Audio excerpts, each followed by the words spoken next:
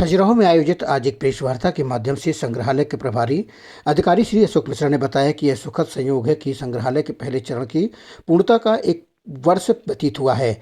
इस एक वर्ष की स्थापना का वर्षगांठ समारोह 29 से 31 दिसंबर 2023 में आयोजित किया जा रहा है। इस समारोह में मध्य प्रदेश की जनजातीय एवं लोक कलाओं की प्रस्तुतियों के साथ संक्षिप्त शिल्प मेला और व्यंजनों के स्वाद का भी अनुभूति करने का एक अवसर मिलेगा। इस शिल्प मेले में पारंपरिक शिल्पी अपने रचनात्मकता का प्रदर्शन विक्रय के साथ भी करेंगे। समारोह का शुभारंभ 29 दिसंबर को सायंकाल 6 बजे होगा। शुभारंभ के लिए बघेली के विद्वान श्री बाबूलाल दाहिया और कलेक्टर छतरपुर श्री संदीप जीआर की उपस्थिति रहेगी। दूसरे दिवस के समारोह दोपहर 2 बजे से समारोहित किए जाएंगे, जिसमें शिल्प मेला, व्यंजन और विभिन्न सांस्कृतिक प्रस्तुतियों को भी देखा जा सकेगा। मध्य प्रदेश शासन संस्कृति विभाग द्वारा देव श्री शिव माँ सीता सती और श्री हनुमान के चरित्र की लीला नाट्य प्रस्तुतियां तैयार कराई हैं, जिन्हें प्रदेश के अलग अलग वरिष्ठ कोरियोग्राफर एवं संगीत विशेषज्ञ निर्देशकों ने तैयार की है। अनेक महत्वपूर्ण ग्रंथों में इन चरित्र की अनेक महत्वपूर्ण कथा गाथा साहित्य को आधार बनाकर लीला नाट्य तैयार की गई है। ऐसा प्रयोग देश में पहली बार हुआ है और उन लीला नाट्यों को इस समारोह में देखने का भी अवसर आगंतुकों को मिलेगा। की स्मृति में एक जनरंजन समारोह है, तो ये जनरंजन ही है। सिर्फ अभी उसके स्वरूप को हम उतना बड़ा ना करके, जैसे हमने यहाँ 25 शिल्पियों को बुलाया है अभी फिलहाल, आने वाले समय में हम ये देखेंगे तब उसका स्वरूप भी विस्तारित होगा, बढ़ेगा।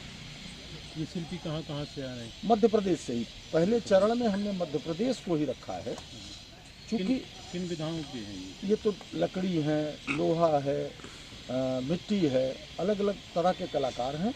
जो कलाकार यहाँ अपने उस काम को करते हुए भी दिखेंगे।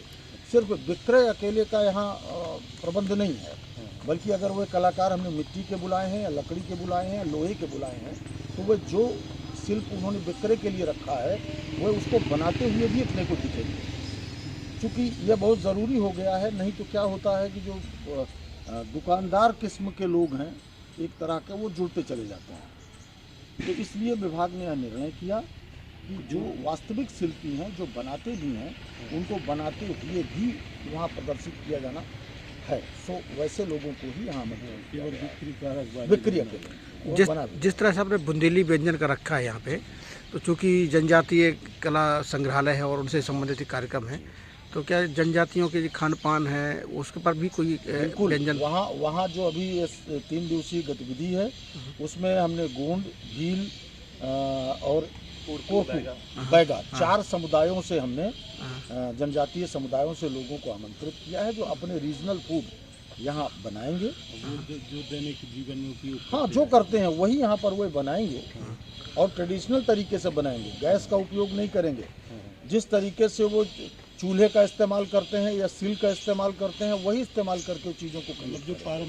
जो पारंपरिक उनकी जीवन पद्धति रही है, उसको ही वो यहाँ प्रस्तुत करेंगे। जो आप लोग उसका स्वाद ले सकते हैं इन 3 दिनों में। जो ट्रेडिशनल तरीके से वो बनाते हैं, वही वो ट्रेडिशनल तरीके से सर्व भी करेंगे। उसको बिक्री के लिए बिल्कुल। और लोकांचल में मालवा और बुंदेली का रखा। हाँ, अच्छा। 4 ट्राइबल्स और 2 लोकांचल के फूड्स रहेंगे रीजनल। बुंदेली है ही, बुंदेली तो यहाँ है। सांस्कृतिक गतिविधियों में क्या क्या मतलब है? सांस्कृतिक गतिविधियों में हमने खास तौर पे हमने आपको जो बताया कि एक दिन हम भगवान शिव को लेकर महादेव नृत्य नाट्य प्रस्तुति करेंगे, दूसरे दिन हम सती करेंगे और तीसरे दिन श्री हनुमान करेंगे। इसके साथ ही बुंदेलखंड, मालवा, निमाड़, इन रीजन के कलाकारों को भी प्रति दिवस प्रस्तुति हेतु आमंत्रित किया गया है, जो अपनी प्रस्तुतियाँ यहाँ देंगे। शिल्प मेला दोपहर 2 बजे से आरंभ हो जाएगा और ख़ास तौर से जो व्यंजन है वह भी, और सांस्कृतिक गतिविधियाँ मुख्य मंच की सायं 6 बजे से। आगामी वर्षों में भी क्या, जिस तरीके से आपने बताया कि चूँकि हर वर्ष होगा, तो इस बार जो हमने अभी आपका देखा है, तो उसमें बुंदेली का तो सिर्फ एक कोई कलाकार आ रहे हैं? ऐसा नहीं है, आप उसको देखिए। प्रति दिवस अनिवार्य रूप से बुंदेलखंड उसमें जोड़ा गया है। प्रति दिवस बुंदेलखंड है। बुंदेलखंड का जितना भाग होना चाहिए वह भाग सुनिश्चित किया गया है कि बुंदेलखंड से ही चीज़ों को हम आरंभ कर रहे हैं। 3 दिन रहेंगे वो भी? 3 दिन बुंदेलखंड से ही हम आरंभ कर रहे हैं। अच्छा। बुंदेलखंड में जगह यदि म्यूजियम है, बुंदेलखंड को कैसे इग्नोर करके चीज़ों को सोचा जा सकता है? मिश्रा जी एक कार्यक्रम हमारे यहाँ हुआ करता था लोक रंजन, लगभग उसी तरह का ये है। बिल्कुल वही है, सिर्फ नाम बदला है, हाँ, स्वरूप वही है। लोक रंजन भी हम ही लोग आयोजित करते थे, जो जनजातीय और लोक कलाओं का समारोह था, शिल्प मेला उसमें हुआ करता था, व्यंजन उसमें होते थे।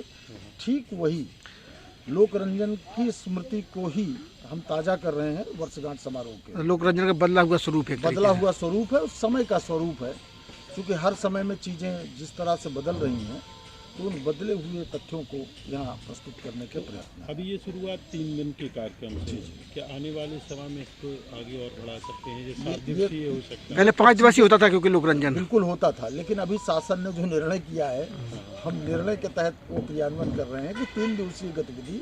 हमने जैसा आपसे निवेदन किया कि जिस तरह से जनता का जुड़ाव होगा, ये इस बार तय करेगा। मैं अपना प्रतिवेदन दे सकूंगा कि इसको इस तरह से और करना चाहिए, इस तरह की वृद्धि की जानी चाहिए। वो सारी चीज़ें हम इसी आधार पर देंगे कि जनता हमसे किस तरह से इस गतिविधि में जुड़ रही है। शुभारंभ करने कौन आ रहे हैं? शुभारंभ पद्मश्री बाबूलाल दाहिया जी हैं, और हमने कलेक्टर साहब से भी निवेदन किया है कि वो इस समय पर रहें। मुख्यमंत्री जी नहीं आ रहे? अभी जिस तरह का मंत्रिमंडल बन तो गया है, विभाग नहीं मिले हैं, तो एक ऐसा संधिकाल था जिसमें सुनिश्चित नहीं हो पाया। विभाग ने निर्णय किया कि अभी कलाकारों से ही इसका शुभारंभ कराया जाए। आगामी वर्षों से ये सारे क्षेत्रीय विधायक सांसद निवेदन सबसे किया है। सांसद महोदय से भी बात हुई थी, वो व्यस्त हैं, इस कारण उन्होंने आने में असमर्थता व्यक्त की। शुभकामनाएं जरूर दी। मिश्रा जी ये कह रहे हैं, ये जब से आपने शुरू किया है, यहाँ पर एक सप्ताह तक एक आदमी नहीं आता था, जब वैसा भी हमको बताया गया था, और हमारे रिकॉर्ड में भी वो सारी चीज़ें हैं। लेकिन अभी हम ये देख रहे हैं कि जिस दिन से हमने म्यूजियम आरंभ किया है, हमारी न्यूनतम जो यहाँ पर्यटक शोधार्थियों की संख्या थी वो 70 से ऊपर है, और वो 350 लोगों तक, अब तक हम 350 पौने 400 लोग तक जो है यहाँ आते रहे हैं। तो ये सुखद है। अभी इसको हमको बनाए हुए बमुश्किल 8 महीने 9 महीने हुए हैं। इतनी जल्दी हम इससे अधिक अपेक्षा भी नहीं करते कि लोग आना चालू हो जाएंगे, लेकिन ये तय है कि ये शुभ संकेत जरूर मिल रहे हैं कि आने वाले समय में जब यह संग्रहालय अपनी पूर्णता में होगा, तब इसको देखने के लिए भी पर्यटक अपनी तरह से योजना बनाएगा, जैसे वह मंदिर को देखने के लिए बनाता है। से आदिवर्त जनजातीय जो संग्रहालय है, इसकी स्थापना के 1 वर्ष होने का समारोह यहाँ 3 दिवसीय आयोजित किया जा रहा है, जिसके लिए हम इस संग्रहालय ने यह सुनिश्चित किया कि आप लोगों के साथ पहले एक संवाद किया जाए, आप लोगों की यह जानकारी में हो, जिससे आप लोग इस गतिविधि को लेकर थोड़े से सचेत होकर अगर जनता तक हमारी बात को पहुंचाएंगे, तो इस गतिविधि का अधिकाधिक लोग जो है हमसे जुड़ सकेंगे। इस 3 दिवसीय कार्यक्रम में कौन कौन से कार्यक्रम होंगे, किन किन विधाओं पर प्रस्तुतियाँ होंगी, खास क्या रहेगा? तीनों दिन कलाकार नृत्य, गायन, वादन की प्रस्तुतियाँ करेंगे, और तीनों दिवस कोरियोग्राफिक प्रस्तुति जो संस्कृति विभाग ने तैयार कराई है, पहले दिन यानी कि 29 तारीख को भगवान शिव पर केंद्रित नृत्य नाटिका होगी, 30 तारीख को देवी सती पर केंद्रित प्रस्तुति है, और 31 तारीख को श्री हनुमान केंद्रित सांस्कृतिक प्रस्तुतियाँ होंगी। यह पूरी तरह से अभिनव हैं, नवीन हैं, और यह पहली बार यहाँ प्रस्तुत हो रही है। इस कार्यक्रम का शुभारंभ किसके द्वारा किया जाएगा? चरण है इस म्यूजियम का, जिस तीसरे चरण में गुरुकुलों की स्थापना हो रही है। वो गुरुकुल पूर्णतः पारंपरिक कलाओं के प्रशिक्षण का काम करेंगे, जहां अपने क्षेत्र का निष्णात गुरु, मसलन कि लकड़ी में कोई एक जनजातीय समुदाय से कलाकार बेहतर काम करता है, लेकिन जनजातीय समुदायों में ही उसके सीखने सिखाने वाले लोग हम नहीं हैं, तो ऐसे में हम उस गुरु को आमंत्रित करेंगे, उसका व्यापक प्रचार प्रसार करेंगे कि जो लोग लकड़ी में जिनकी गतियाँ हो वे आएँ और उस गुरु के साथ बारीक कलाओं को सीखने का यहाँ निःशुल्क अवसर प्राप्त करें। तो एक ऐसा वातावरण, पारंपरिक कलाओं के क्षेत्र में शिक्षण प्रशिक्षण का कोई संस्थान पूरे देश में नहीं है।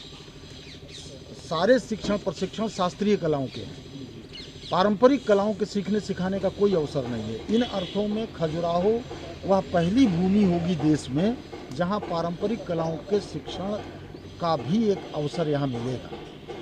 ऐसा यहाँ प्रबंध किया जा रहा है कि गुरुओं और शिष्यों के लिए पर्याप्त रहने और खाने पीने के प्रबंध हों, जिससे वह यहाँ रहकर उन कलाओं को सीख सकें और उन कलाओं का आज के समय में क्या उपयोग हो सकता है, कैसे वो बाजार निर्मित कर सकते हैं, इन संभावनाओं पर भी काम करें।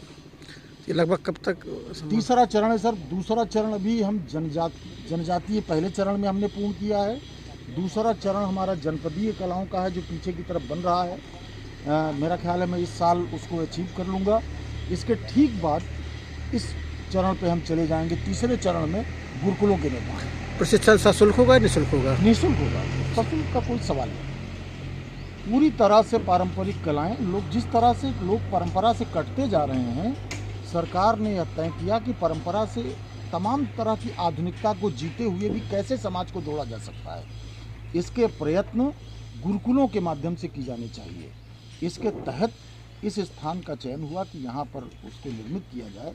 यह पर्यटन स्थल भी है, बनते बनाते हुए देश दुनिया का पर्यटक भी देखेगा और इसके साथ ही हमारे राज्य से लोग अथवा दूसरे राज्यों से लोग इसको सीखने का भी अवसर यहाँ प्राप्त कर सकेंगे। इस दृष्टि से यहाँ गुरुकुल बन रहा है।